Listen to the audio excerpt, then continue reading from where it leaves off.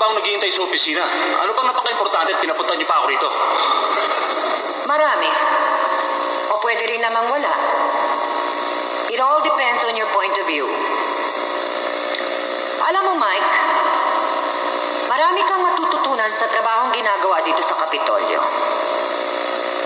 Good restoration takes a lot of care. Commitment and loving attention to detail. Mga katangian na wala sa'yo. Fine, Mama, fine. Pero hindi ko naman negosyo yung pagre-restore ng mga lumang building eh. You're missing the point again, Mike, as usual. Ang lolo mo, ang tatay ko, ang siyang nagtayo ng Kapitolyong ito nung siya'y gobernador dito sa Cebu. Sa tagal ng panahon, sumama ang kondisyon ng gusaling ito dahil walang kwenta sa mga sumunod na administrasyon kung ito'y pangangalagaan o hindi. Ang kompanya, ang pangalan ng pamilya, ay parang isang gusali. Makakatayo ka ng isang matibay na gusali ng buong pagmamahal.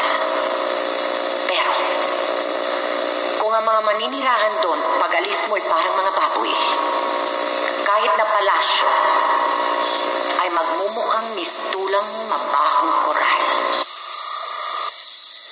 Are you saying I'm a disgrace to the family?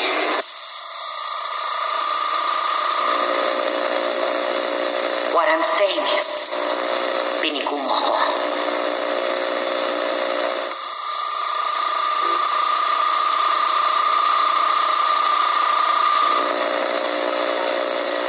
Ako, hindi ko kagusto magpakasal sa iyong papa. Napilitan lang ako. May utang ang tatay ko sa mga De La Rosa. Ako ang ipinambayan. Ang tingin sa akin noon ng mga tao, isa ako sa pinakamagandang babae dito sa Pilipinas. So you can imagine kung gaano kalaki ang utang na binayaran. Ang usapan ay alagaan ako ng mabuti. Natupad na. In fact, I was so well taken care of that after your father died, I didn't even know how to pay the telephone bill. Your father, rather the office, they took care of everything. I don't see the point in whatever we're... Everything!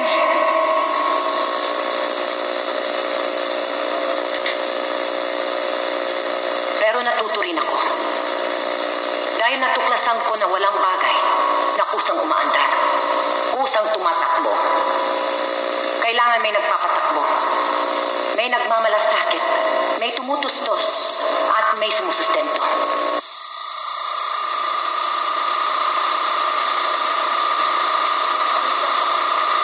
Ang isang bahay, matapos mong may tayo, kailangan maalagaan mo. Dahil kung hindi, magiging marupok ito. Maaaring maganda pa rin tingnan. Pero hindi pwedeng pakinabangan dahil mahina na at nabubulok. Mike, you were given all the chances to prove yourself when you were brought to this company. Mama, it hasn't been easy following Papa's footsteps. Your father's footsteps? Ah, Mike, ang akala mo ba kaya tayo mayaman ngayon ay dahil sa papa mo? Sobrang laki ang minana niya sa lolo mo, kaya hindi naubos ng papa mo ang kayamanan. Kung ano man ang DLR ngayon ay dahil sa akin. Hindi dahil sa papa mo. Kahit ano pa man, kung dahil kay Papa, kung dahil sa'yo, sa naalala ko lagi mo na lang ako pinahihirapan. Akala mo ba madali maging anak mo? Hanggang ngayon, ang hinihingi ko lang naman yung para sa akin talaga. Ayaw mo pa rin ibigay. Pinahihirapan mo pa rin ako. Nasa iyo na lahat ng maaaring maging nararapat sa iyo, Mike. Ang problema ay mas malaki pa ang gusto mo. Ang gusto mo ay kapangyarihan. Ang kapangyarihan ay hindi nakukuha sa karapatan. You have to earn it. Kailangan paghirapan mo. At kailangan matuto ka kung paano ginagamit ito. You have to handle power. Touch it. Pero kung minsan masasaktan ka, pero kailangan alagaan mo ang kapangyarihan. Araw-araw, kailangan ilagay mo ang sarili mo sa mataas na lugar para nakikita mo kung lumalapit ang kalaban.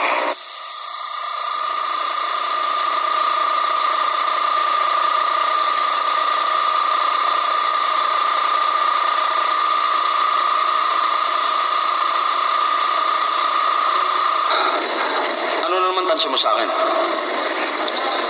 How have I been doing so far? Kung eskwelahan ito, pasang-awa ka lang. At hindi pwedeng pasang-awa. Iba tayong mga De La Rosa. We are royalty. We have responsibilities and an image to maintain. You're the crown prince. You must behave above reproach.